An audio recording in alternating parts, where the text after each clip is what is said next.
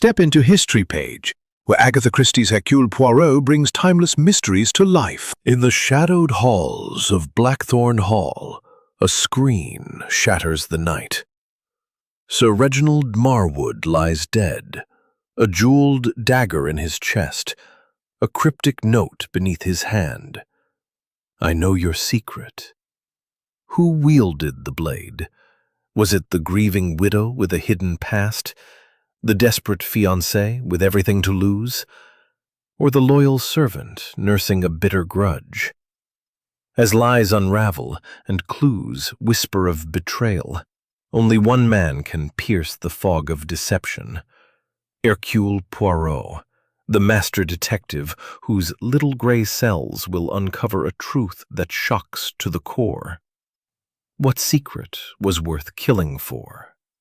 Step into Secrets and Surprising Twists, where every detail hides a deadly truth. Chapter 1. The Invitation to Blackthorn Hall. The October mist of 1928 draped the Devon countryside in a ghostly veil, lending Blackthorn Hall an air of somber mystery. Captain Arthur Hastings, comfortably settled in his London flat, unfolded a cream-colored letter embossed with the Marwood crest.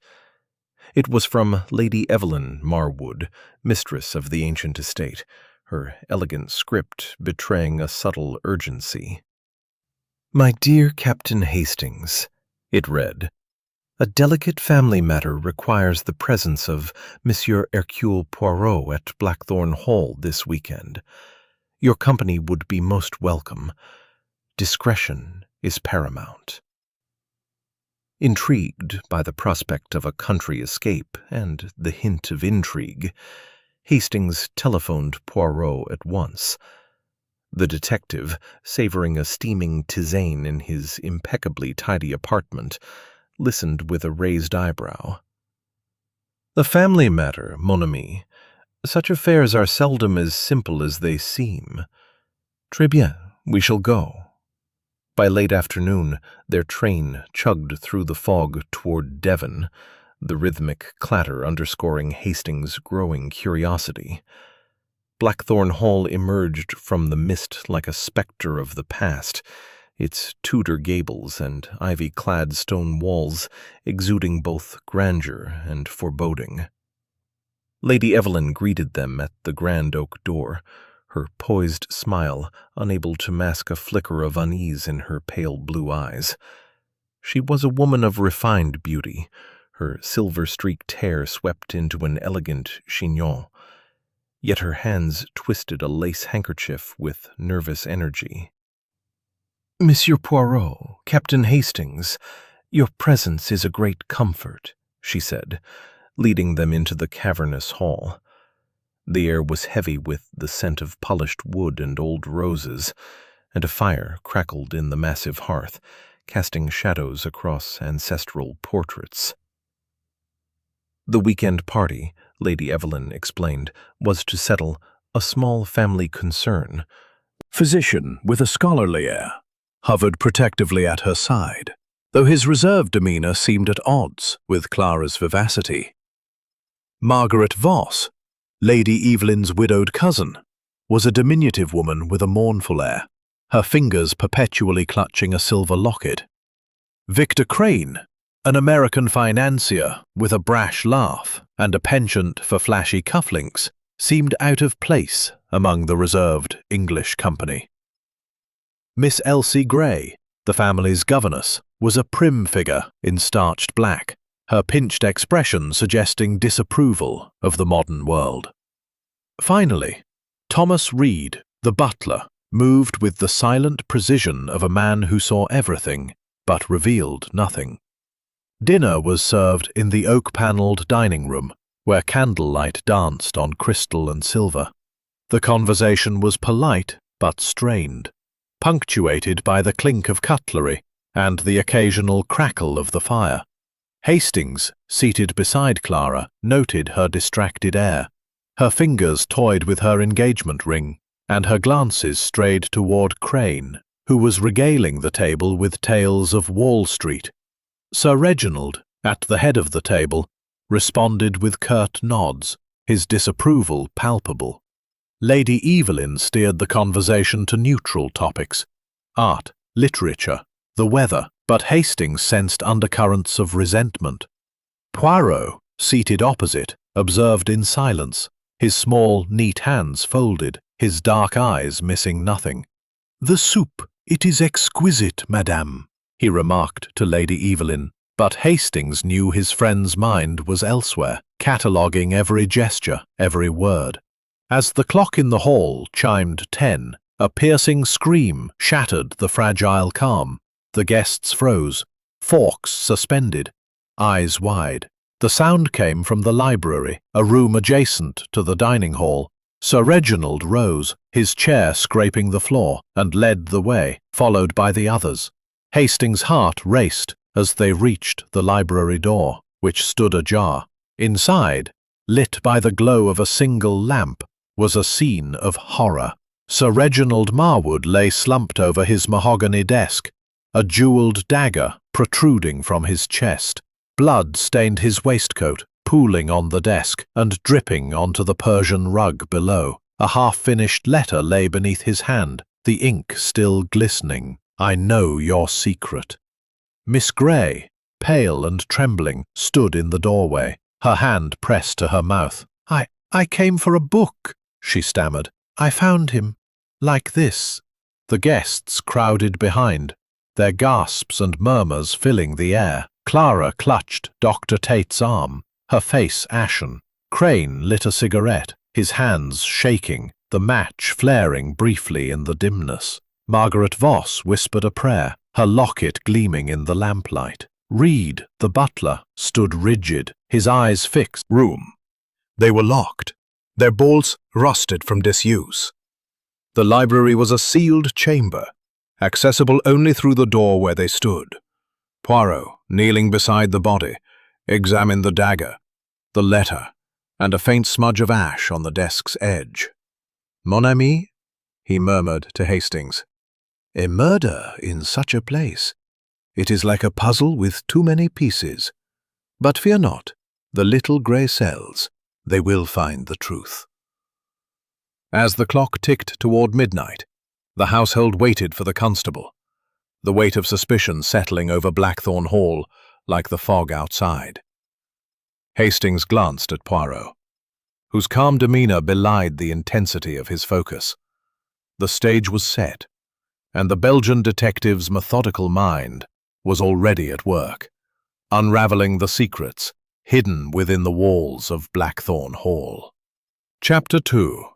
The Body in the Library. The library of Blackthorn Hall, bathed in the flickering glow of a single oil lamp, was a frozen tableau of death. Sir Reginald Marwood lay slumped across his mahogany desk, the jewelled hilt of a dagger protruding from his chest like an accusation. Blood had seeped into the grain of the wood, staining the half-finished letter beneath his lifeless hand. The words, scrawled in his precise script, read, "I know your secret." The ink glistened, not yet dry, suggesting the murder had occurred mere moments before Miss Elsie Gray's scream had pierced the night at 10 o'clock. The governess, still trembling in the doorway, clutched her shawl, her eyes wide with shock. "I only came for a book," she whispered, her voice barely audible over the crackle of the fireplace. Captain Arthur Hastings, his heart pounding, surveyed the scene. The library was a grand, sombre room, its walls lined with leather-bound tomes and heavy oak shelves. The tall windows, shrouded in velvet drapes, were securely bolted, their latches rusted from years of neglect. The only entrance was the door through which the guests now crowded, their faces a mixture of horror and suspicion. Clara Marwood, clinging to Dr. Lawrence Tate's arm, stifled a sob, her green eyes fixed on her father's body. Dr. Tate, his scholarly composure strained, murmured words of comfort, though his own face was pale. Victor Crane, the American financier, struck a match to light a cigarette, the flame illuminating his tense features as he muttered, "Damned bad business, this." Margaret Voss, Lady Evelyn's cousin, stood apart, her fingers tracing the outline of her silver locket, her lips moving silently as if in prayer. Thomas Reed, the butler, lingered at the edge of the group, his deferential mask intact, but his eyes darting nervously. Lady Evelyn, ever the mistress of black Precision. His gloved fingers hovered over the dagger, noting its ornate design. A family heirloom, he recalled, from a display case on the library wall. The blade was embedded deeply, suggesting a forceful blow. Yet the angle was curious, almost deliberate. Poirot's dark eyes moved to the letter, its cryptic message unfinished. "Most intriguing, Hastings," he murmured, his moustache twitching slightly. "A man writes of secrets, yet dies before he can reveal them. Why?" Hastings, standing close, followed Poirot's gaze to the desk, where a faint smudge of coarse ash marred the polished surface. "Cigarette ash, perhaps," Hastings ventured, glancing at Crane, who was puffing nervously. Poirot shook his head. "No, mon ami, this ash, it is not from a cigarette. It is different." He rose, his attention shifting to the fireplace, where embers glowed faintly, casting long shadows across the room. The village constable, Inspector Grayson, arrived shortly before midnight, his heavy boots echoing in the silent hall. A stout man with a plodding manner, he surveyed the scene with a frown, his notebook already open. "Nasty business, Lady Marwood," he said, tipping his cap. "Looks like a straightforward case, though. Stabbed at close range, no signs of a struggle. That letter suggests blackmail. Someone didn't want their secret out." His eyes settled on Victor Crane, whose brash demeanor and American accent marked him as an outsider. "You, sir," Grayson said, pointing. "You were seen arguing with Sir Reginald earlier this week. Care to explain?" Crane exhaled a plume of smoke, his jaw tightening. "Business talk, nothing more. He didn't like my investment ideas. Doesn't mean I killed him." Poirot, standing quietly to the side, interjected with a polite cough. "Monsieur l'Inspecteur, if I may, the scene, it is not so simple as it appears. Observe, the windows, they are locked. The door, it was not forced. The killer, he was someone within this house, someone who knew Sir Reginald's habits." Grayson bristled at the interruption, but nodded grudgingly. Poirot's gaze returned to the desk, where the stopped clock caught his attention. Its hands were frozen at 9:47 p.m., though the mechanism was still wound. "Curious," Poirot said softly, "that the clock should stop at such a precise moment. An accident, perhaps, or a message."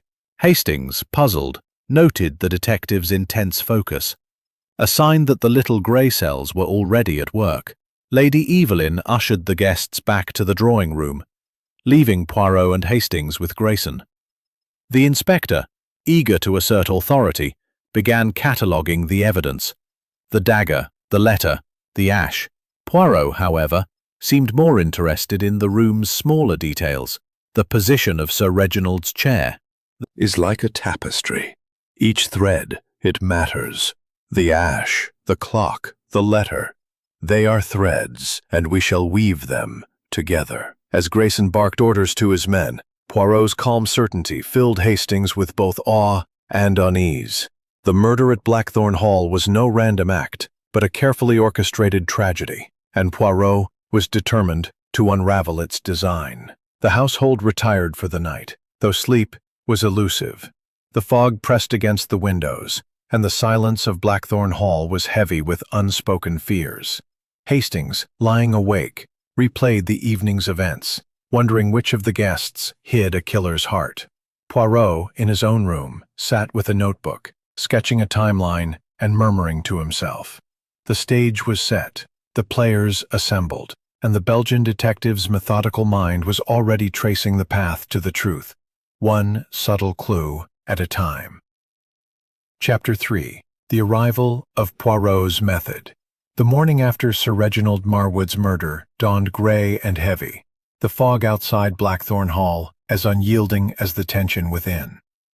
Captain Arthur Hastings, bleary-eyed from a sleepless night, joined Hercule Poirot in the dining room, where the detective was already seated, sipping his customary tisane with an air of serene focus. The breakfast table was sparsely attended. Only Lady Evelyn and Miss Elsie Grey appeared, their faces drawn, their appetites absent. The other guests, it seemed, preferred solitude to strained civility. Poirot, undeterred by the somber mood, adjusted his pristine cuffs and declared, "Mon ami, order and method. These are the keys to unlocking the secrets of Blackthorn Hall. We must reconstruct the evening, step by step, to find where the truth hides." Poirot summoned the household to the drawing-room, a grand space with heavy brocade curtains and a chandelier that cast fractured light across the polished floor. Inspector Grayson, his notebook clutched like a talisman, stood by the door, his skepticism of Poirot's methods evident in his furrowed brow. The guests filed in reluctantly. Clara Marwood, her eyes red-rimmed but defiant, clung to Dr. Lawrence Tate's arm. Victor Crane, his usual bravado subdued, lit another cigarette.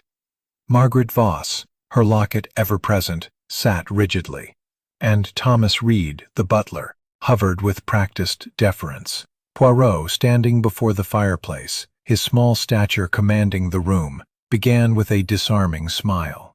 "Mes amis, a crime has been committed, but fear not. Hercule Poirot is here to bring clarity. I ask only that you recount your movements last night, from 9 o'clock until the scream at 10. Simplicity and truth, they will suffice." Lady Evelyn spoke first, her voice steady despite her pallor. "I was in my boudoir, writing letters to friends in London. I heard nothing until Miss Grey's scream. Clara and Dr. Tate claimed they The fog-soaked grounds, which would have been treacherous at night. Crane admitted to smoking in the billiard room, alone, his tone defensive.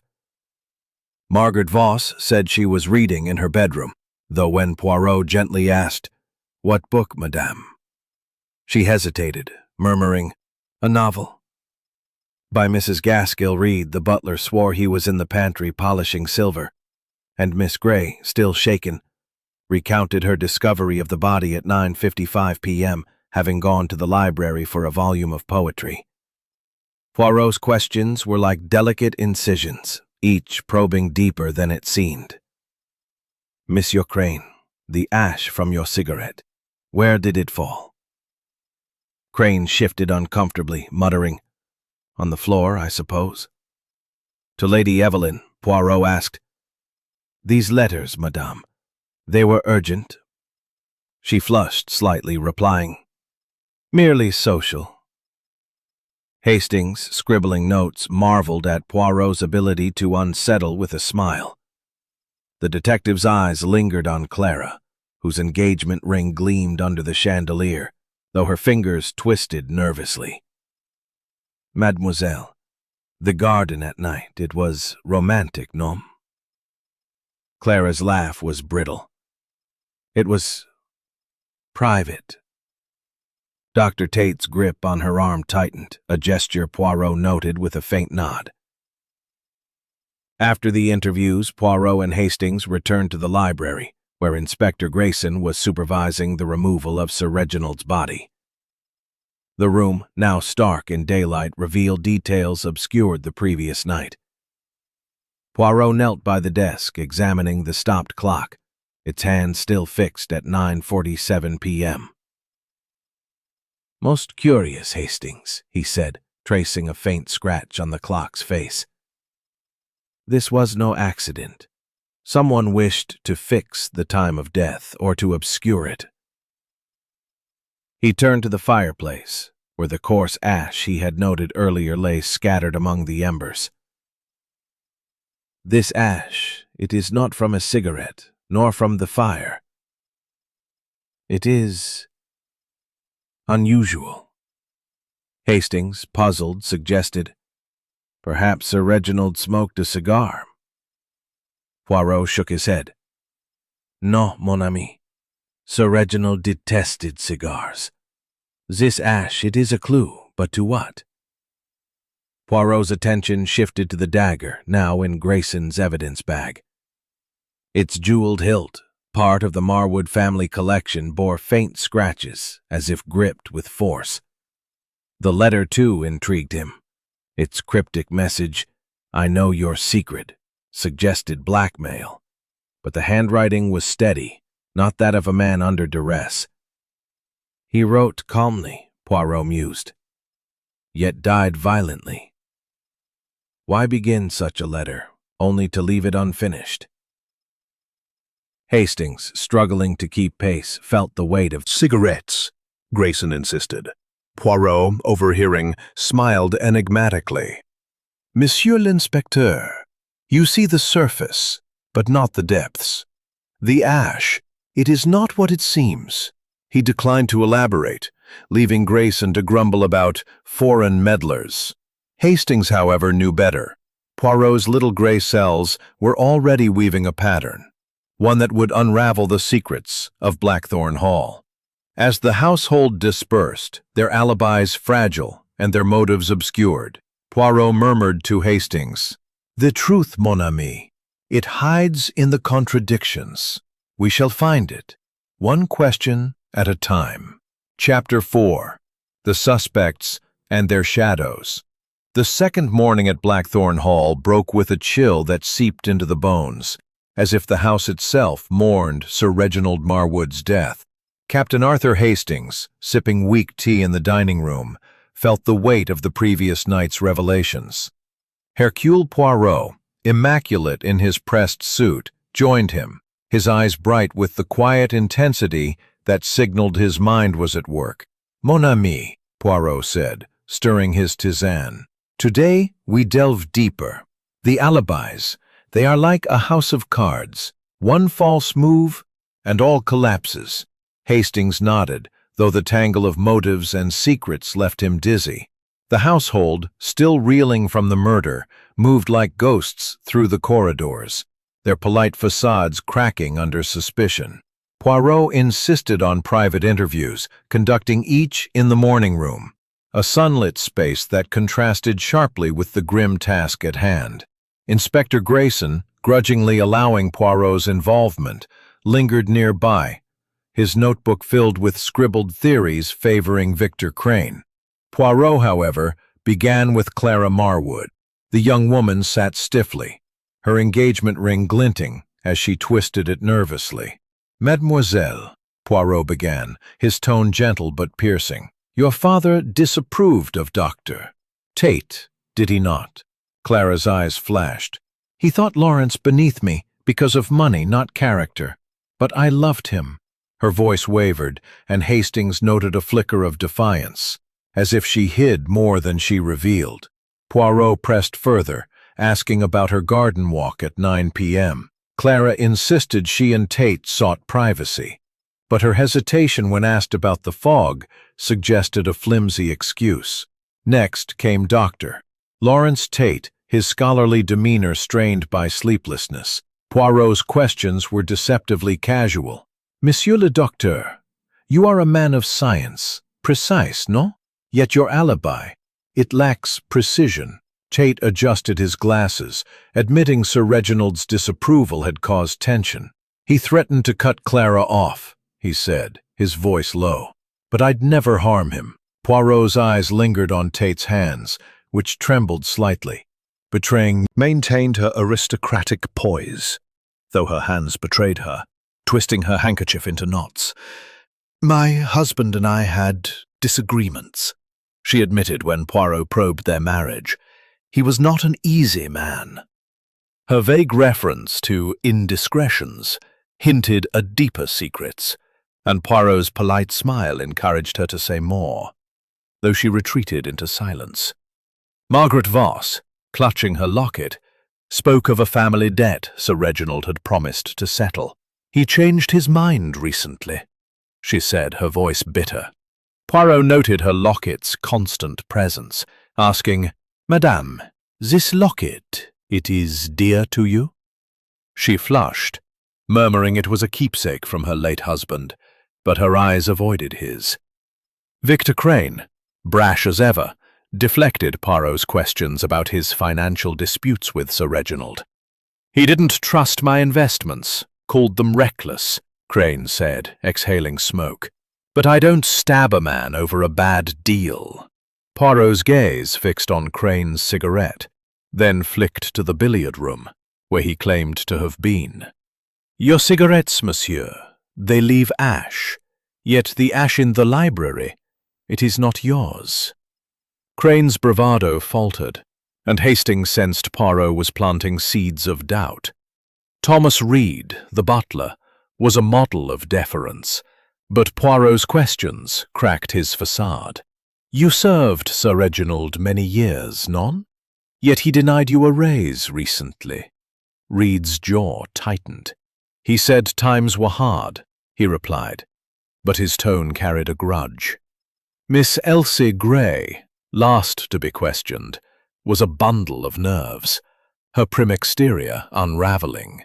She admitted overhearing a heated argument between Sir Reginald and an unknown man days prior. Though she couldn't identify the voice, "It was about money," she whispered, "and betrayal." Poirot's eyes gleamed, as if this fragment fit a larger puzzle. Back in the library, Poirot re-examined the stopped clock, its hands frozen at 9:47 p.m. "Hastings," he said, "this clock, it is no accident. The scratch on its face, it was tampered with to mislead." He pointed to the faint mark, barely visible in the daylight. The coarse ash on the desk, too, drew his attention. "This ash, it is not from a cigarette or cigar. It is something else. We must discover its source."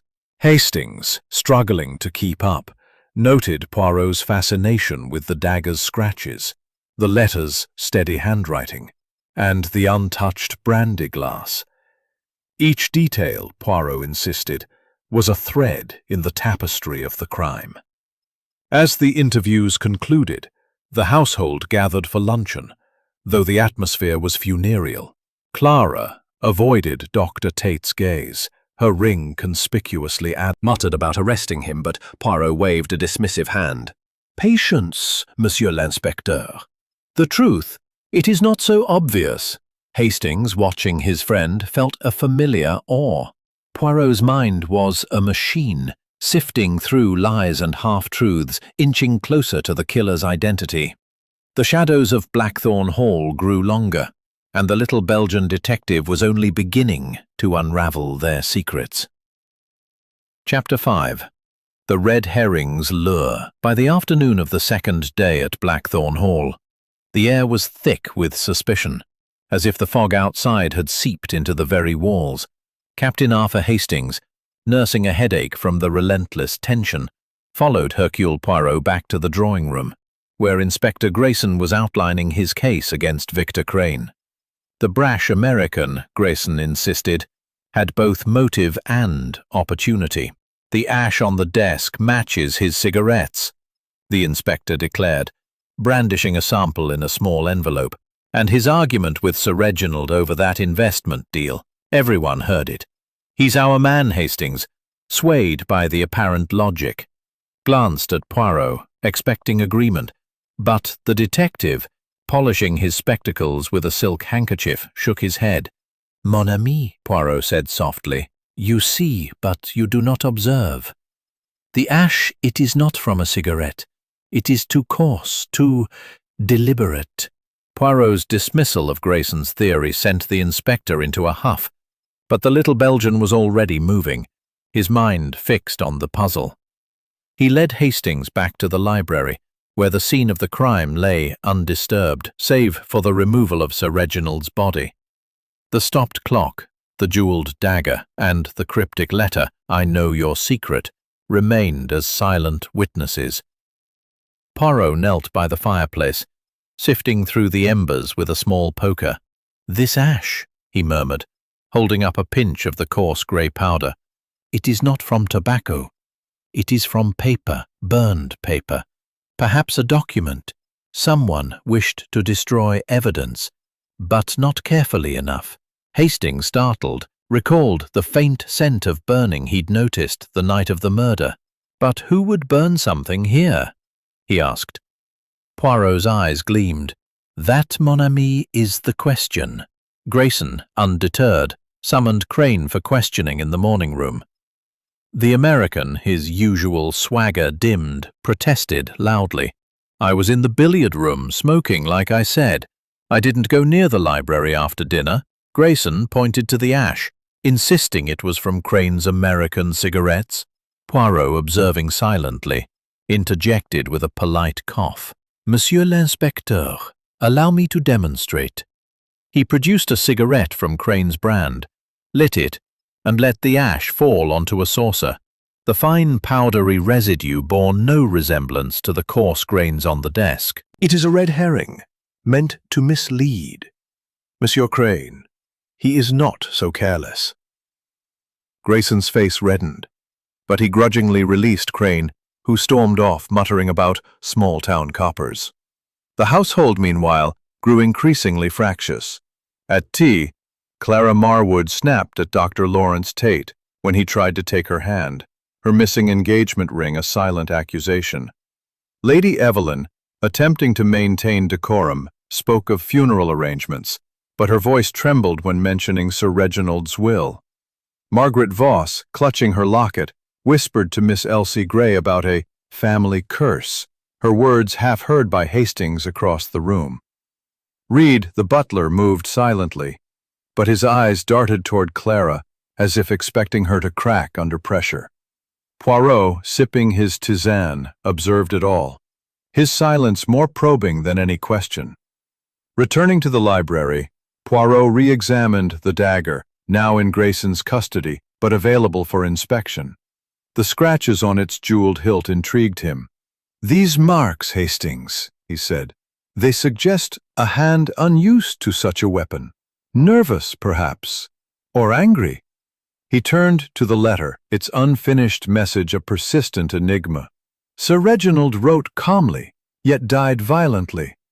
Why begin such a note if he feared for his life? Hastings suggested blackmail, but Poirot shook his head. "Non, mon ami.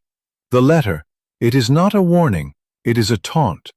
He wished to provoke someone. But who?" As evening fell, Grayson's focus on Crane began to waver, thanks to Poirot's dismantling of the ash evidence. The inspector, desperate for progress, turned his attention to Dr. Tate, whose financial dependence on Clara's inheritance was no secret. "That doctor's got no money of his own," Grayson muttered to Hastings. If Sir Reginald cut Clara out of the will, Tate's future was ruined. Hastings, recalling Tate's nervous tremor during questioning, wondered if Grayson had a point, but Poirot, overhearing, waved a dismissive hand. "The motive, it is too obvious, Monsieur l'Inspecteur. The killer, he is cleverer than that, Hastings." Walking with Poirot through the fog-draped gardens, felt the weight of the case. "It's a maze, Poirot," he said. "Everyone's lying. But who's the murderer?" Poirot's mustache twitched with a faint smile. "Patience, Hastings. The red herrings, they distract, but the truth, it is in the details. The ash, the clock, the scratches, they whisper to us. We must listen."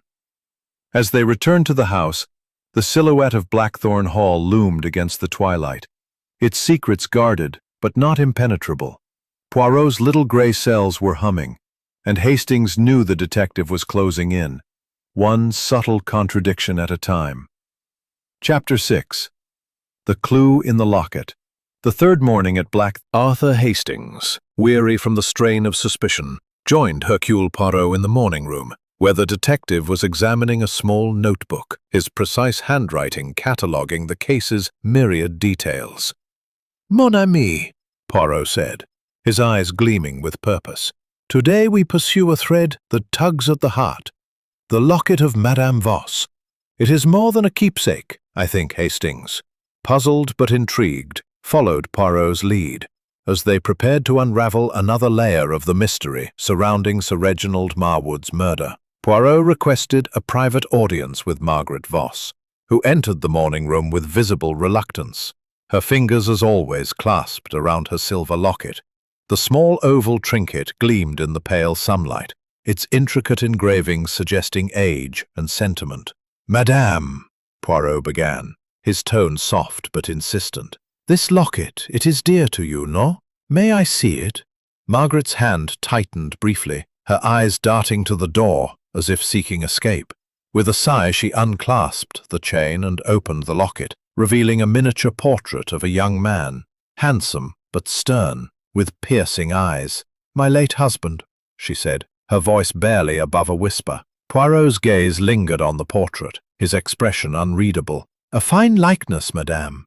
And yet it is curious. His face, it reminds me of another." Margaret flushed, closing the locket with a snap, but Poirot's gentle smile held her in place.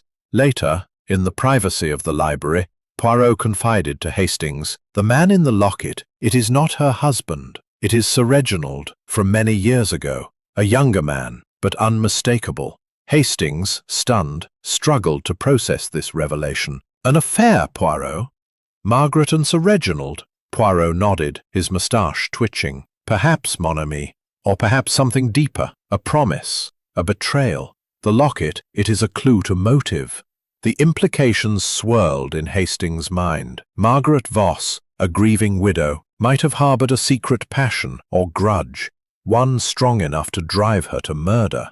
Their conversation was interrupted by Inspector Grayson, who had uncovered a new piece of evidence, a hidden compartment in Sir Reginald's desk, revealed when a constable accidentally triggered a spring. Inside was a draft of a new will, dated 1 week prior, disinheriting Clara in favor of Margaret Voss. The document, though unsigned, was damning. "There's your motive," Grayson declared, pointing at Margaret's name. "She stood to gain everything." Poirot, however, was skeptical. Why, Monsieur l'Inspecteur, would Sir Reginald draft such a will, only to leave it hidden? And why now, after so many years? He examined the compartment, noting its well-oiled mechanism, suggesting frequent use.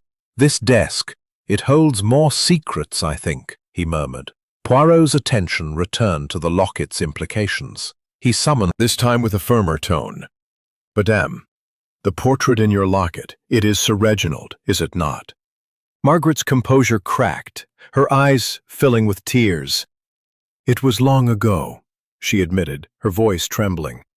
"Before my marriage, we cared for each other. He promised to look after me, but he broke that promise." She clutched the locket, as if it anchored her to a lost past. "Did he renew that promise recently?" Poirot pressed. Margaret shook her head, but her hesitation spoke volumes. Hastings, watching, felt a pang of sympathy. Her grief seemed genuine, yet Poirot's probing suggested she hid more. The discovery of the will sent ripples through the household. At luncheon, Clara confronted Margaret, her voice sharp with betrayal. "You schemed to take my inheritance," she accused, her hands trembling.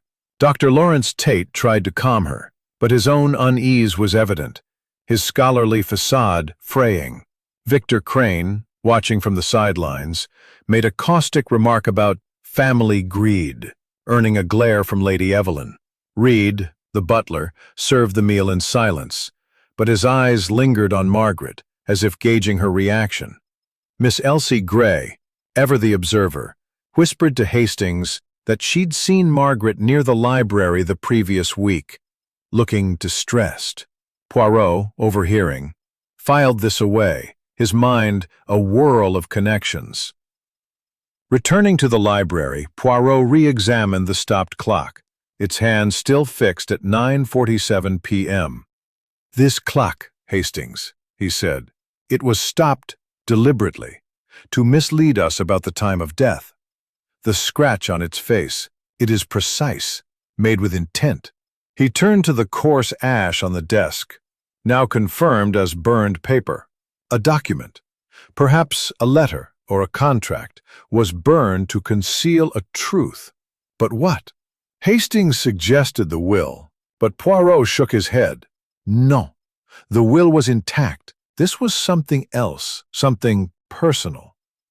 The scratches on the dagger's hilt, too, nagged at him, suggesting a killer unaccustomed to violence, their hand unsteady with emotion or fear. As the day waned, the household's nerves frayed further. Grayson, frustrated by Poirot's methodical pace, muttered about arresting Margaret based on the will. Poirot, however, urged caution. The heart, mon ami, it is a complex thing. Madame Voss, she grieves, but is she a killer? We must look beyond the obvious. Hastings, caught between Grayson's blunt certainty and Poirot's subtle reasoning, felt the puzzle tightening. The locket, the will, the ash, all pointed to a web of secrets, with Margaret Voss at its center. Yet Poirot's little gray cells were far from satisfied, and Hastings knew the detective was waiting for the next thread to pull, one that would unravel a web of suspicion that seemed to tighten with every passing hour. Captain Arthur Hastings, seated at the dining table, felt the weight of unspoken accusations as the household gathered for a strained dinner. Hercule Poirot, his demeanor as composed as ever, observed the scene with the precision of a watchmaker, his dark eyes darting from face to face. The revelation of Margaret Voss's locket and the hidden will had ignited tempers, and the polite veneer of Blackthorn Hall was crumbling. "Mon ami," Poirot whispered to Hastings, "tonight the lies will surface. Watch closely. The truth hides in the cracks." The meal began with a clash. Clara Marwood, her face flushed with anger, accused Margaret Voss outright. "You manipulated my father for his money," she cried, her voice echoing off the oak-paneled walls. Margaret, clutching her locket, recoiled as if struck. "I never asked for anything," she retorted, her voice trembling. "He offered to help me years ago." Dr. Lawrence Tate, attempting to calm Clara, placed a hand on her arm, but she shook him off, her missing engagement ring a glaring absence. Lady Evelyn, presiding at the table's head, called for order, but her own composure was fraying, her handkerchief twisted into a knot. Victor Crane, swirling a glass of brandy, made a sardonic remark about family loyalty, earning a sharp glance from Reed, the butler, whose silent efficiency seemed to mask a growing unease. Miss Elsie Gray, picking at her food, avoided eye contact, her prim demeanor brittle under the strain. Poirot, seizing the moment, turned the dinner into an impromptu interrogation. "Mes amis," he said, his voice cutting through the tension, "each of you holds a piece of the puzzle. Let us examine the evening of the murder once more. Mademoiselle Clara, you and Monsieur Tate were in the garden, you say?" Clara nodded curtly, but her eyes flickered toward Tate, who adjusted his glasses nervously. "We needed air," Tate said, his voice tight. Poirot's smile was disarming. "In such fog? Most curious." He turned to Reed. "Monsieur, you were polishing silver in the pantry, no? Yet the silver tray I saw this morning, it was tarnished." Reed's face remained impassive, but his hands clenched briefly. "I was distracted, sir," he said, a faint edge to his tone. The conversation shifted to the library's clues. Poirot mentioned the stopped clock, its hands fixed at 9:47 p.m., and the coarse ash, now identified as burned paper. "A document was destroyed," he said, watching the guests' reactions. Margaret Voss paled, her fingers tightening on her locket. Crane, lighting another cigarette, Dr. Tate directly. "Monsieur, you are a man of medicine, precise in your work, yet your alibi, it is vague. And you, Mademoiselle Clara, your ring, it is missing. Why?" Clara's hand flew to her bare finger, her voice sharp. "I lost it days ago." But her eyes betrayed panic, and Tate's attempt to interject was cut off by Poirot's raised hand. "The ring, mademoiselle? It is not lost by accident, I think." Hastings, catching Poirot's glance, realized the detective was probing for a reaction, sowing doubt to flush out the truth. After dinner, Poirot pulled Hastings aside in the library, where the air still held the faint scent of blood and burned paper. "The ring, Hastings," Poirot said. "It is a key.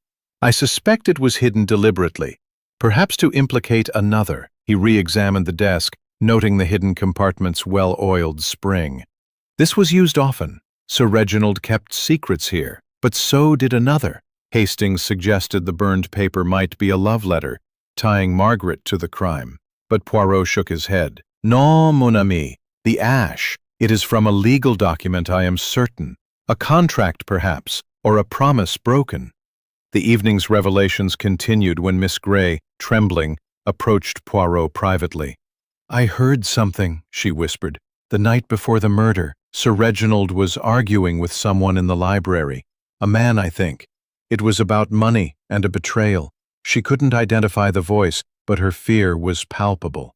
Poirot thanked her, his mind racing. "Another thread, Hastings," he said. "The argument, the ash, the ring, they are connected, but how?" Inspector Grayson, meanwhile, was growing restless, his focus shifting from Crane to Margaret Voss after the will's discovery. "She's got the strongest motive," he told Hastings, brandishing the unsigned document. Poirot, overhearing, cautioned, "Motive, Monsieur l'Inspecteur, is not enough. The killer, they are clever, weaving lies to hide the truth." Hastings, caught between Grayson's blunt certainty and Poirot's intricate reasoning, felt the web of deception tightening. Clara's missing ring, Margaret's locket, Reed's grudge, Tate's nerves, all were threads in Poirot's tapestry, and the little Belgian detective was inching closer to the pattern's heart, his little gray cells humming with the thrill of the chase. Chapter 8. The Emotional Break.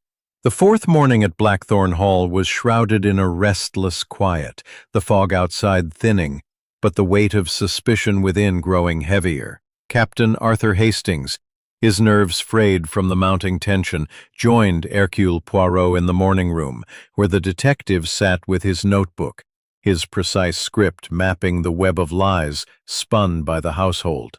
The revelations of the previous evening, Clara's missing ring, Margaret's locket, the burned paper, had pushed the guests to the edge, and Hastings sensed a breaking point was near. "Mon ami," Poirot said, his eyes gleaming with quiet intensity. "Today, the heart will speak. Emotion, it betrays what logic conceals." Poirot requested another interview with Margaret Voss, whose fragile composure had begun to crack under scrutiny. She entered the morning room, her silver locket clutched tightly, her eyes red-rimmed from sleeplessness or tears. Poirot's tone was gentle but unrelenting. "Madame, the portrait in your locket, it is Sir Reginald. From years past, no? Tell me of this bond." Margaret's hands trembled, and after a long pause, her voice broke. "It was long ago, before my marriage," she confessed, tears spilling over. "Reginald and I, we loved each other. He promised to care for me, but he married Evelyn instead. I kept his portrait to remember what might have been." Her sobs filled the room, and Hastings, moved by her grief, glanced at Poirot, whose expression remained impassive. "And recently, madame," Poirot pressed, "did he renew this promise?" Margaret shook her head, but her eyes betrayed a flicker of fear. "He said he'd provide for me in the new will. But then he changed his mind, said it was too risky." Her voice faltered, and she collapsed into a chair, overwhelmed.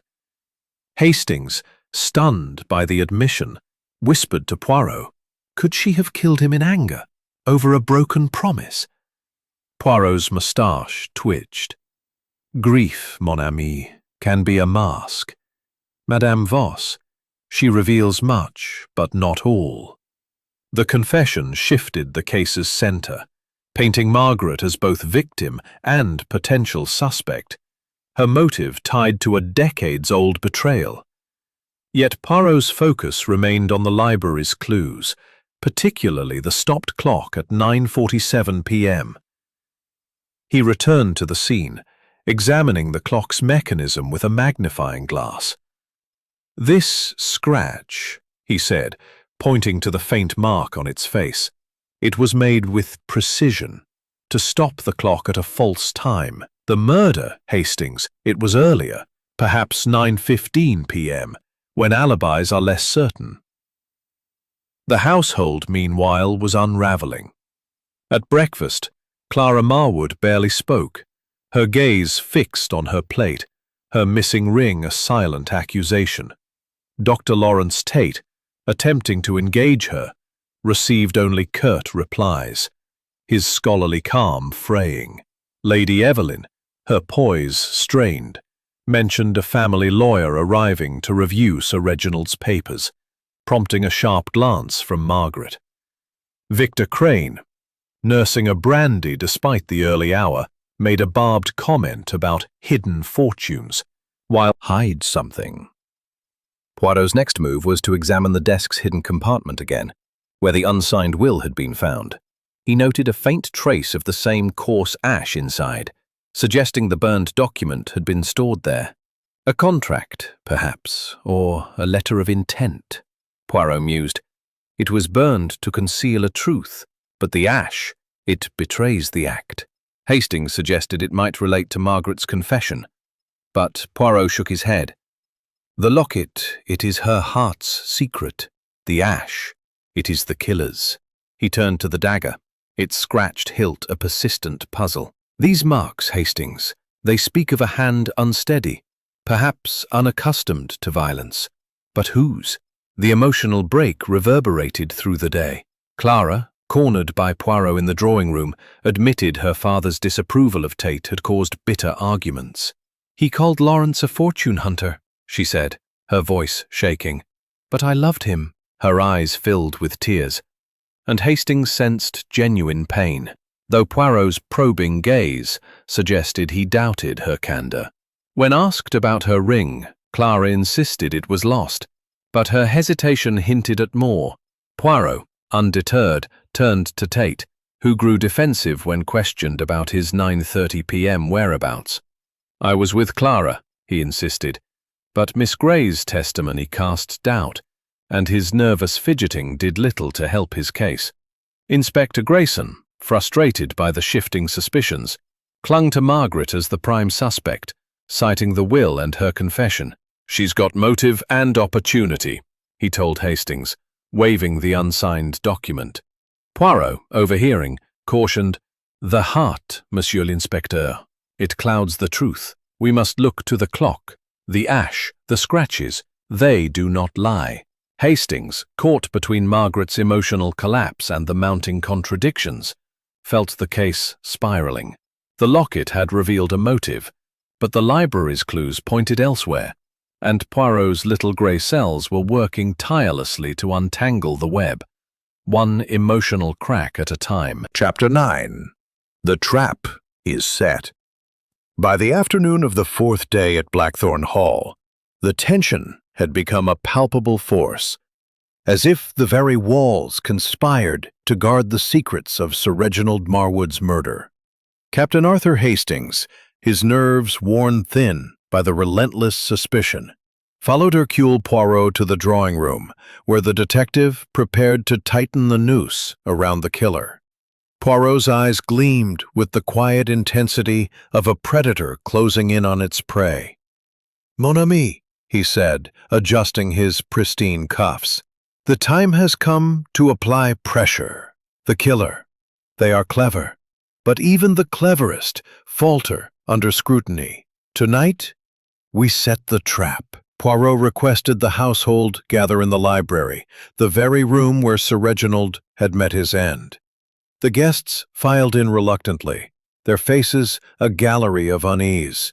Clara Marwood, her green eyes wary, clung to Dr. Lawrence Tate's arm. Margaret Voss, clutching her locket, looked drained by her earlier confession. Victor Crane, his bravado diminished, lit a cigarette with unsteady hands. Lady Evelyn, her aristocratic poise fraying, twisted her handkerchief. Miss Elsie Gray, prim and nervous, avoided eye contact. And Thomas Reed, the butler, stood rigidly, his deference masking something inscrutable. Inspector Grayson, hovering by the door, grumbled about Poirot's theatrics, but allowed the detective to proceed, his notebook at the ready. Poirot stood before the fireplace, the glow of the embers casting shadows across his small, neat figure. "Mes amis," he began, his voice calm but commanding. "The truth of Sir Reginald's murder is near, but one of you holds the final piece. Let us review the facts, no?" He recounted the evening's timeline with meticulous precision. Dinner from 8 to 9 p.m., followed by the guests' supposed movements. Clara and Tate in the garden, Crane in the billiard room, Margaret reading, Reed polishing silver, Lady Evelyn writing letters, and Miss Gray fetching a book at 9:55 p.m. when she found the body. "Yet," Poirot said, his eyes sweeping the room, "these alibis, they crumble under scrutiny." He turned to the clues.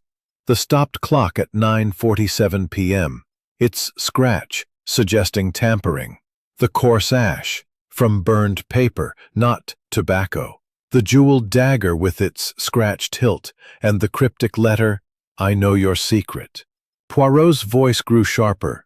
"The clock was stopped to mislead us about the time of death, likely closer to 9:15 p.m., when alibis are less certain. The ash, it is from a burned document, hidden in the desk's secret compartment. And the dagger, its scratches speak of a hand unaccustomed to lamplight." Clara gasped, her face paling. I lost it," she stammered. Poirot's smile was gentle but relentless. "Lost, mademoiselle? Or placed to implicate another?" Tate's arm tightened around her, his expression a mix of fear and defiance. Poirot turned to him. "Monsieur Tate, you were seen near the library at 9:30 p.m., not in the garden. Why lie?" Tate's glasses slipped down his nose, his voice unsteady. "I was checking on Clara. She was upset." The detective pivoted to Margaret Voss. "Madame, your locket reveals a past with Sir Reginald, and the new will favored you. Yet you claim no malice. Why then was a document burned?" Margaret's hand flew to her locket, her voice trembling. "I burned nothing." Poirot's eyes flicked to Reed. "Monsieur, your grudge against Sir Reginald, it is known. And your silver tray, it was not polished." Reed's face remained impassive, but his hands clenched. Crane, exhaling smoke, snapped, "This is a circus! I didn't kill anyone." Poirot's response was calm. "Perhaps, monsieur, but someone here did." Hastings, watching the scene unfold, felt the room crackle with tension. Poirot was weaving a psychological net, pressing each suspect until their facades cracked. Lady Evelyn, her voice strained, pleaded, "Monsieur Poirot, end this torment!" But Poirot's focus was unshakable. He produced a small piece of charred paper retrieved from the fireplace's embers. "This fragment," he said, holding it up, "bears the Marwood crest. It was part of a legal document, burned to conceal a truth. Who burned it, and why?" The room fell silent, the weight of his words pressing down on every soul. Clara's eyes filled with tears, and Tate's scholarly calm shattered as he snapped, "Enough of this!" Poirot's gaze locked onto him, unyielding. "The truth, monsieur. It cannot be escaped." Hastings, his heart pounding, knew Poirot was close to unraveling the mystery. The ring, the ash, the clock. All were threads in his tapestry, and the trap was set. The killer, cornered by Poirot's relentless logic, was about to falter, and Blackthorn Hall's secrets would soon be laid bare. Chapter 10. The Genius of the Reveal.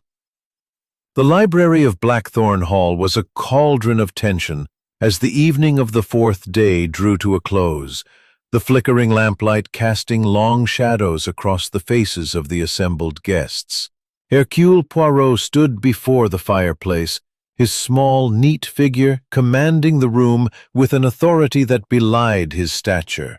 Captain Arthur Hastings, seated near the door, felt his heart race as Poirot prepared to calculated plan, woven with care and undone by the smallest of details. Poirot paced slowly, his hands clasped behind his back, as he recounted the crime's elements.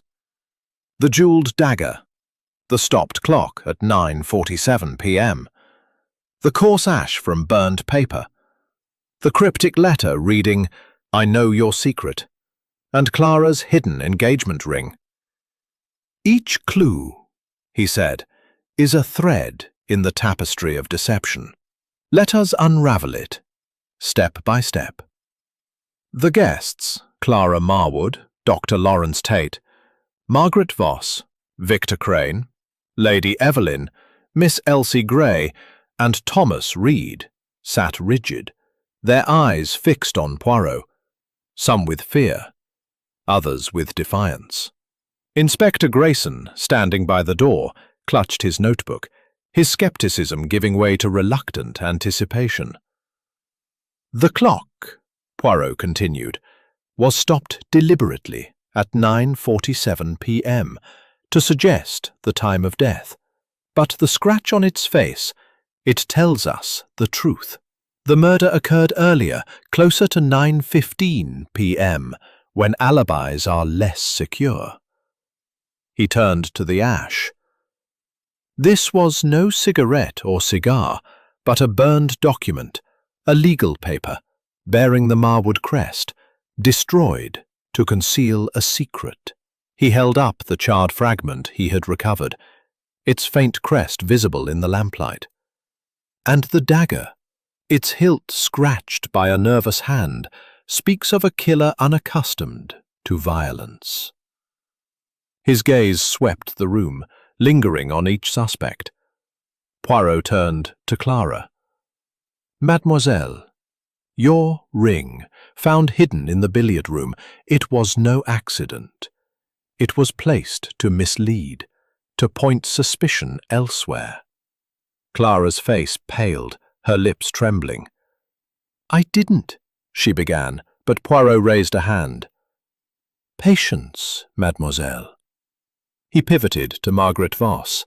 "Madame, your locket and the new will suggest a motive tied to a past love. Yet your grief, it is genuine, non?" Margaret nodded, tears brimming. Poirot's eyes then settled on Dr. Lawrence Tate, whose scholarly calm had vanished, his hands clenched tightly.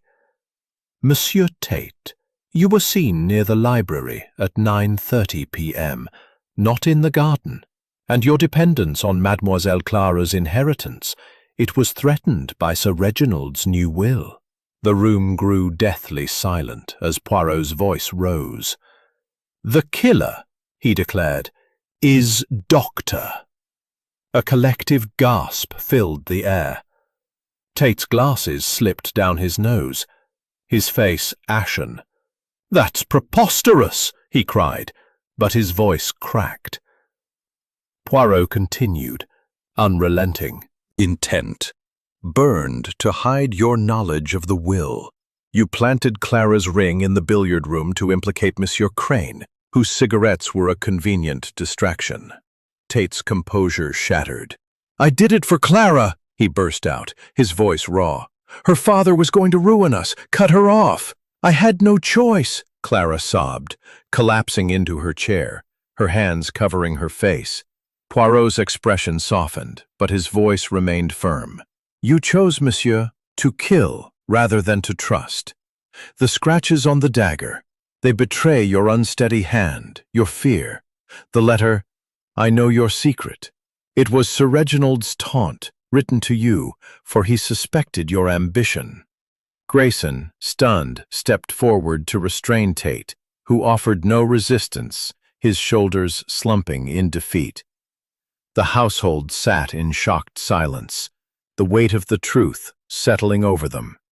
Lady Evelyn's handkerchief was in tatters, Margaret's locket gleamed with unshed tears, and Crane's cigarette burned forgotten in his hand. Poirot, his task complete, adjusted his mustache with a small, satisfied nod. "The little grey cells, they do not fail," he said softly to Hastings, who marveled at the brilliance of the reveal. The trap had sprung, and the truth, so carefully hidden, was now laid bare in the shadowed library of Blackthorn Hall. Chapter 11. The Reflection. The morning after Dr. Lawrence Tate's confession, Blackthorn Hall lay under a pall of quiet sorrow, as if the house itself exhaled a sigh of relief mingled with grief. The fog that had cloaked the Devon countryside for days had lifted, revealing a pale sun that cast long shadows across the estate's rolling lawns. Captain Arthur Hastings, seated in the drawing-room with a cup of tea grown cold, felt the weight of the case's resolution, though his heart was heavy for Clara Marwood, whose world had been shattered by her fiancé's betrayal. Hercule Poirot, immaculate as ever, joined him, his small frame radiating a calm satisfaction. He sipped his tisane, his dark eyes thoughtful, his mustache perfectly aligned. "Mon ami," Poirot said, setting his cup down with precision. "The truth, it is a bitter medicine, but it heals. The little grey cells, they have done their work." The household was subdued, its members scattered in their private griefs. Clara, pale and silent, had retired to her room, refusing all visitors. Lady Evelyn, her aristocratic poise barely intact, oversaw arrangements for Sir Reginald's funeral, her face etched with the strain of loss and scandal.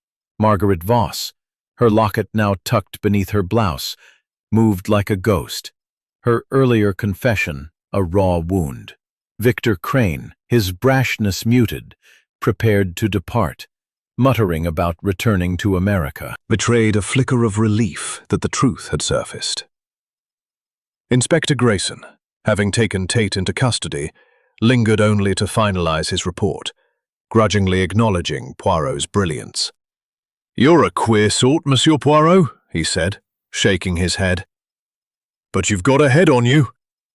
Poirot and Hastings sat by the drawing-room's tall windows, the sunlight illuminating the detective's serene expression. "The human heart, Hastings," Poirot mused. "It is both the motive and the mask." Monsieur Tate, he loved Mademoiselle Clara, but love, it can twist into darkness when fear takes hold. Hastings nodded, still processing the case's intricacies.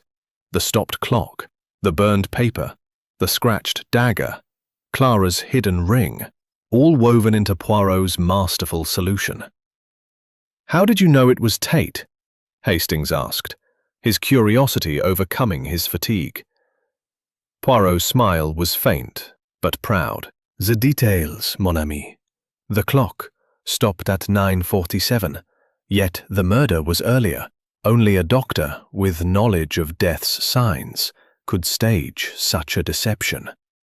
The ash from a burned document pointed to the will, which Tate knew of and feared.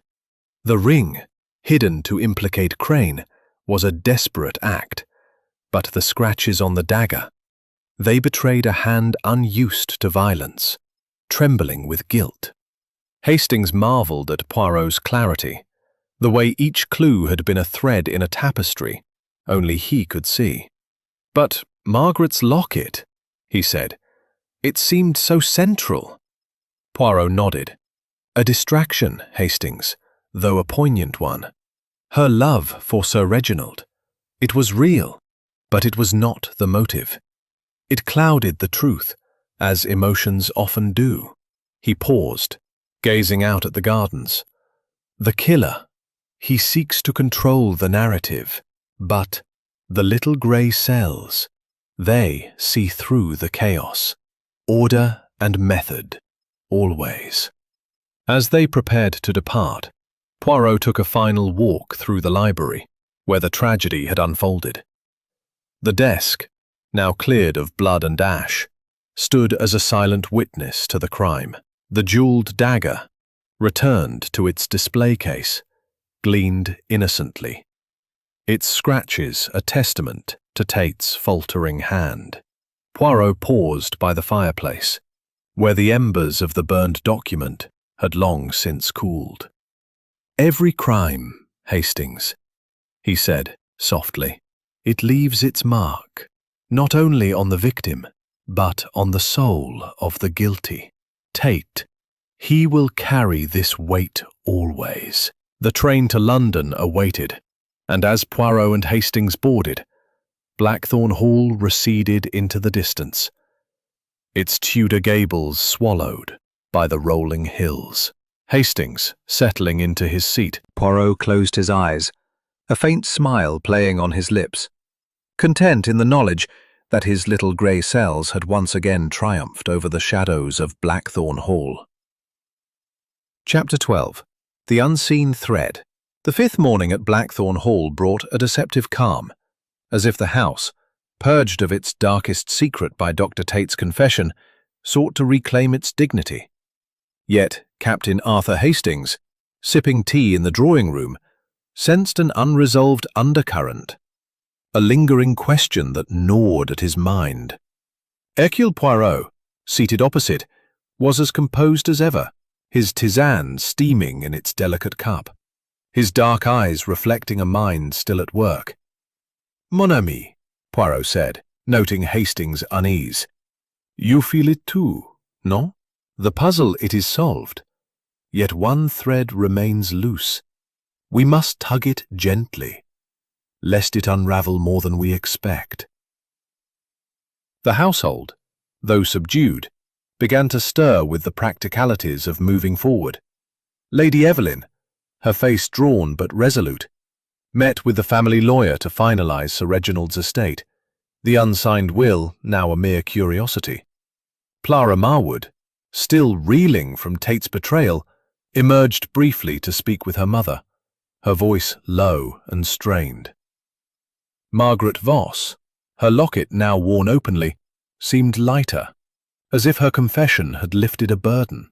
Victor Crane packed his bags, eager to escape the suffocating atmosphere, while Miss Elsie Gray busied herself with trivial tasks, her prim demeanour a shield against the chaos. Thomas Reed, the butler, moved through his duties with a quiet efficiency, though his glances suggested he, too, sensed something amiss.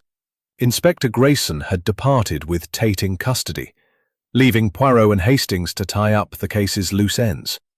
Poirot's unease centred on a detail he had not yet fully addressed, the burned document's precise nature. "The ash, Hastings," he said, leading his friend back to the library. "It was from a paper of significance, bearing the Marwood crest. But what was it? And why burn it?" He knelt by the fireplace, sifting through the cold embers, though little remained. The will was intact, hidden in the desk. This was something else, a contract, a letter, a promise broken.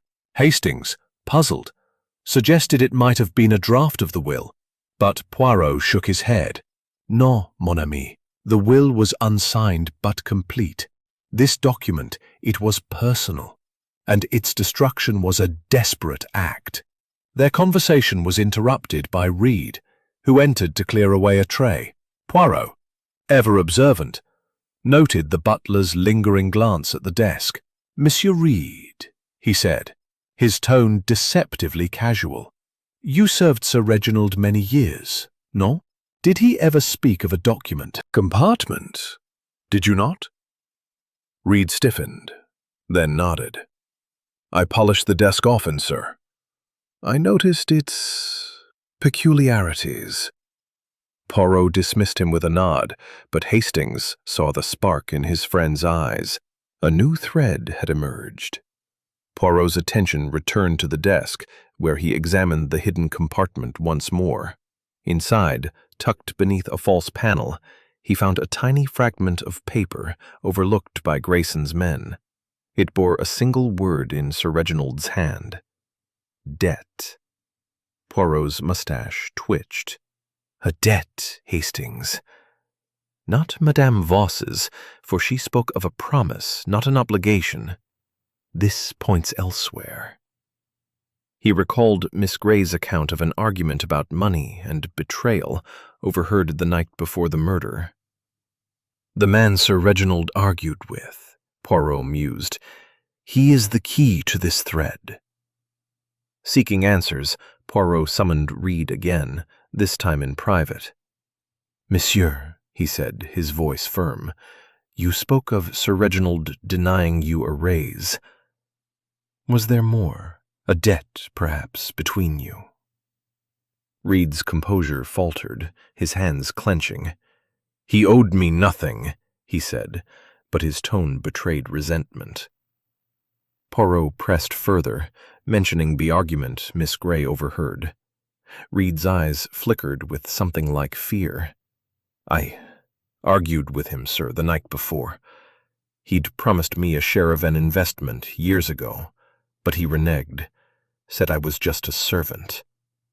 The admission hung in the air, a motive Poirot had not fully explored. Hastings, stunned, whispered, Could Reed have been involved? Poirot shook his head. No, mon ami. Reed's anger was real, but his hands, they are steady, not the trembling grip that scratched the dagger's hilt. Yet his story, it completes the picture.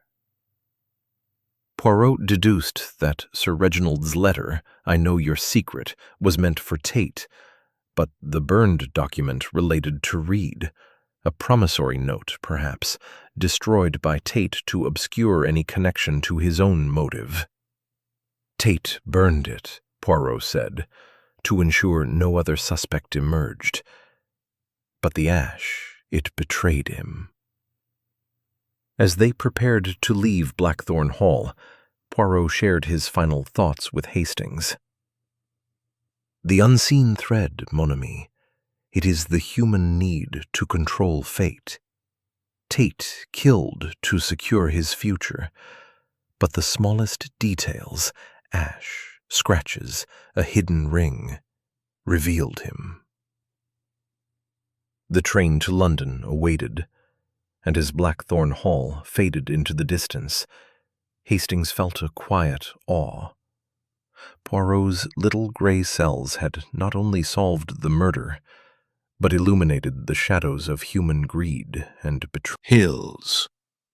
The resolution of Sir Reginald Marwood's murder had brought relief, yet a lingering unease gnawed at him, as if some echo of the truth remained unheard. Hercule Poirot, seated nearby with his customary tisane, sensed his friend's disquiet. Mon ami, he said, his voice soft but piercing, you feel the ripples still, non? The case is closed, but the heart, it echoes with questions. Let us listen to them. The household, though freed from the spectre of an unsolved crime, moved with the hesitancy of those scarred by betrayal. Clara Marwood, her spirit bruised by Tate's actions, remained secluded, her grief a private wound. Lady Evelyn, ever the stoic matriarch, met with the family lawyer to finalize Sir Reginald's estate, her composure a brittle mask. Margaret Voss, her locket now a quiet testament to her past, spoke little, her eyes distant as she wandered the halls. Victor Crane, his bags packed, lingered only to settle a final business matter with Lady Evelyn, his brash demeanor subdued by the ordeal. Miss Elsie Grey, packing her meager belongings, seemed eager to escape the house's oppressive air. Thomas Reed, the butler, continued his duties with mechanical precision, though his deference now carried a hint of defiance, as if his own secrets had been too closely probed. Poirot, his mind still active, turned his attention to a lingering detail: the burned document's full significance. "The ash, Hastings," he said, leading his friend to the library. It was from a paper bearing the Marwood crest, a promissory note tied to Monsieur Reed. But why did Tate burn it?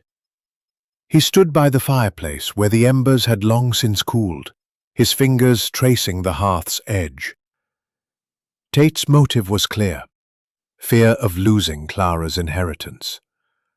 Yet the note, it suggests another layer, a distraction to muddy the waters.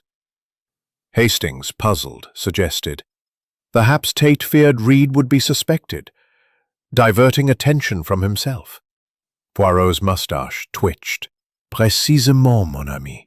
Tate was clever, but not clever enough. The ash, it was his mistake. Seeking to confirm his theory, Poirot requested a final conversation with Reed in the morning room. The butler entered, his posture rigid, his eyes wary.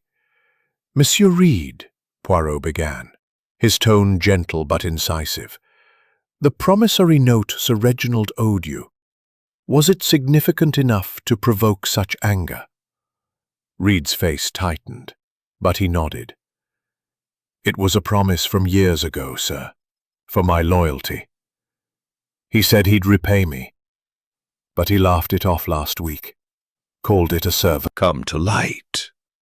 A clever ruse, but the scratches on the dagger, the stopped clock, they pointed only to Tate." Hastings, piecing it together, marveled at the layers of deception. So Tate used Reed's grudge as a backup plan? Poirot nodded. "Exactement. The killer, he weaves a web, but the little grey cells, they see the pattern." The day progressed with farewells. Crane departed for the station, his parting words to Lady Evelyn curt but polite. Miss Grey, her bags ready, thanked Poirot quietly for restoring order, though her eyes avoided the library. Lady Evelyn, meeting Poirot in the drawing room, expressed gratitude tinged with sorrow. "You've saved us from further scandal, Monsieur Poirot," she said, her voice low. "But Clara, she may never recover." Poirot's expression softened. "Madame, the heart heals, though slowly. Give her time." Margaret Voss, passing by, offered a small nod, her locket gleaming as a reminder of her own buried pain. As Poirot and Hastings prepared to leave, they took a final walk through the library, its air now free of the tang of blood, but heavy with memory. The desk, the dagger, the stopped clock, all stood as silent witnesses to Poirot's triumph. "The echoes of truth, Hastings," Poirot said, pausing by the fireplace. "They linger in the details. The ash, the scratches, the hidden ring, they spoke when no one else would." Hastings, reflecting on the case, felt a quiet awe. "You saw what we couldn't, Poirot." Every time Poirot's smile was modest but proud. "The little grey cells, mon ami, they listen, they observe, they never fail." The train to London awaited, and as Blackthorn Hall faded into the distance, its gables swallowed by the hills, Hastings felt the case's echoes linger. Poirot, gazing out the window, seemed content, his mind already turning to the next challenge. "The world, Hastings," he said softly. "It is full of puzzles. We solve one, and another waits." The train rattled on, carrying them away from the shadows of Blackthorn Hall, where the truth, though painful, had been brought to light by the genius of Hercule Poirot. Chapter 14. The Final Farewell.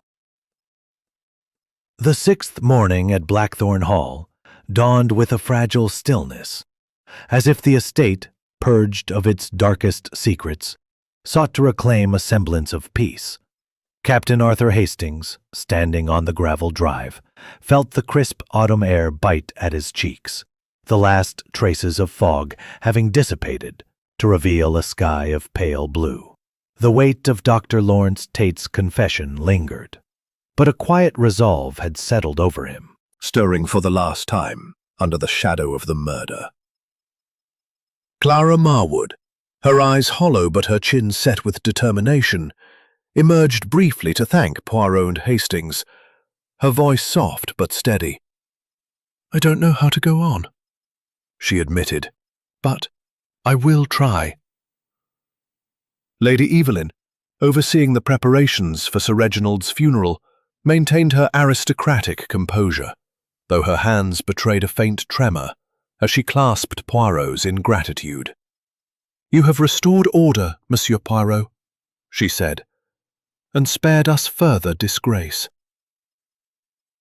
Margaret Voss, a locket, now a quiet emblem of her past, offered a tentative smile. Her earlier confession, a bridge to healing.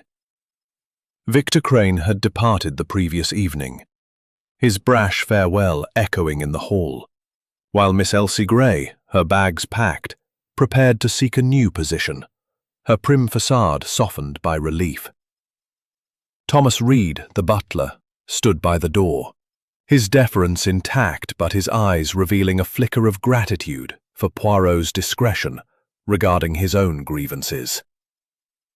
Before leaving, Poirot requested a final moment in the library, the scene of the crime that had unraveled under his meticulous scrutiny.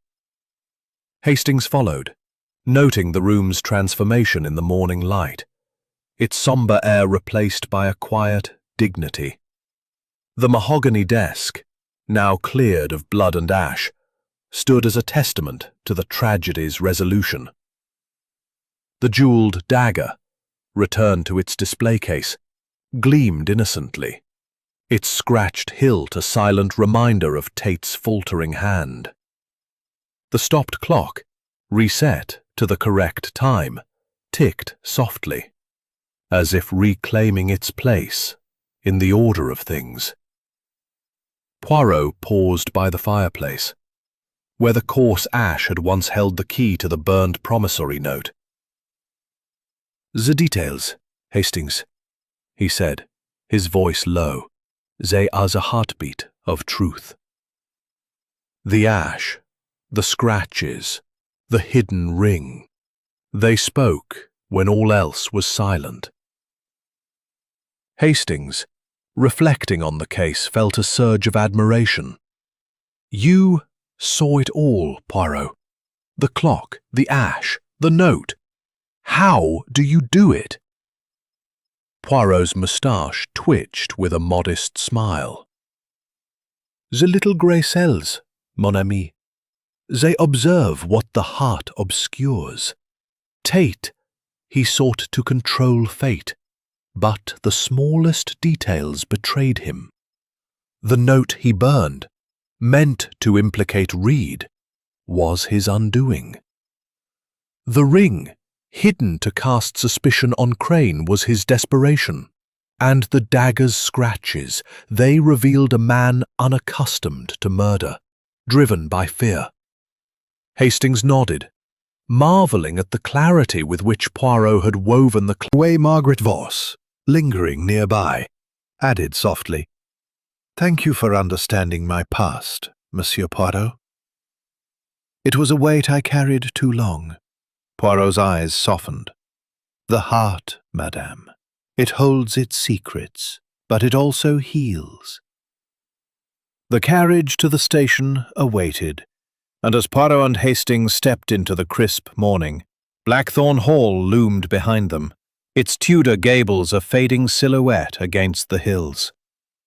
The crunch of gravel underfoot marked their departure, and Hastings felt a pang of melancholy, for the lives altered within those walls.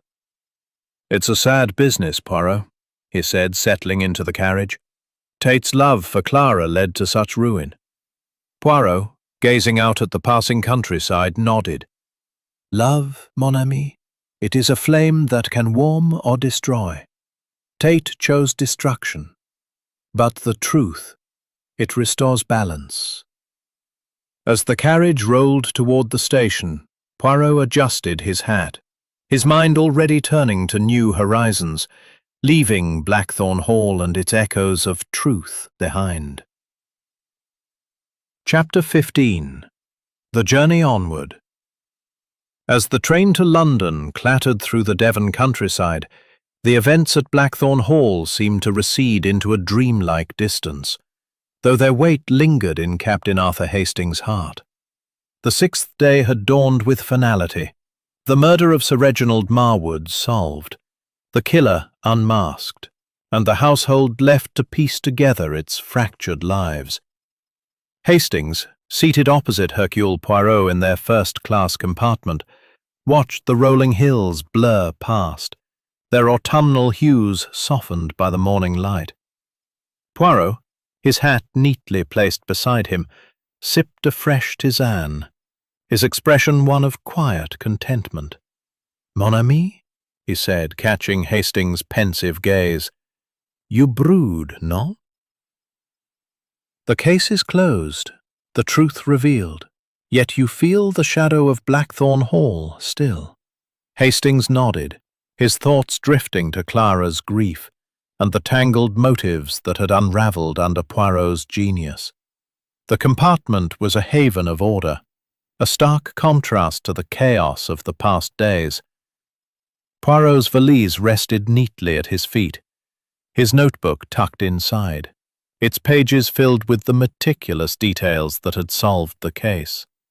Hastings, breaking the silence, ventured, "Poirot, it's extraordinary how you pieced it all together. The clock, the ash, the ring. But what made you so certain it was Tate?"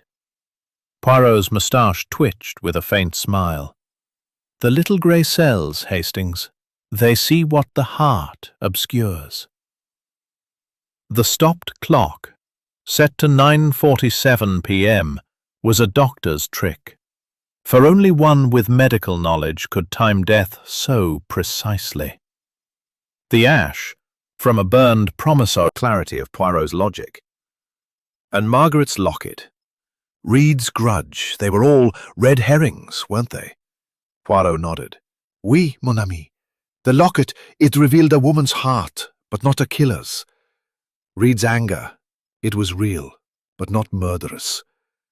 The truth, it hides in the contradictions. And the little grey cells, they find it." He paused, gazing out at the passing fields. "Each case, Hastings, it is a mirror to the soul, love, greed, betrayal. Tate sought to secure his future, but he forgot the smallest details betray the grandest plans." Their conversation turned to the household left behind. Clara, Hastings mused, faced a long road to recovery, her trust shattered by Tate's betrayal. "She's strong," he said, "but losing her father and her fiancé in one blow." Poirot's eyes softened. "Mademoiselle Clara, she will endure. The heart, it bends but does not break. And Madame Evelyn, she will guide her daughter through the storm." Hastings thought of Lady Evelyn's strained composure, Margaret's quiet relief, and Reed's subtle defiance, each touched by the tragedy in their own way. Even Victor Crane, with his brash exterior that seemed subdued, and Miss Elsie Gray's departure marked the end of an era for Blackthorn Hall. As the train neared London, Poirot reflected on the nature of justice. "The truth, mon ami, it is not always kind, but it is necessary. Tate, he will face the law, but his greatest punishment is the loss of Clara's love." Hastings nodded, struck by the depth of Poirot's insight. The detective's ability to see beyond the crime to the human cost was as remarkable as his deductive prowess. You've done it again, Poirot, Hastings said, a note of admiration in his voice. You brought order to chaos. Poirot's smile was modest. Order and method, Hastings. These are the tools of Hercule Poirot. The world, it is full of mysteries, and we are its solvers. The train pulled into Paddington Station, the bustle of London a sharp contrast to the sombre quiet of Blackthorn Hall. Poirot adjusted his hat, his small frame a beacon of precision amid the crowd. Hastings, carrying their bags, felt a renewed sense of purpose, inspired by his friend's unwavering clarity. "What next, Poirot?" he asked as they stepped onto the platform. Poirot's eyes twinkled. "The next puzzle, mon ami. The world, it never runs out of secrets."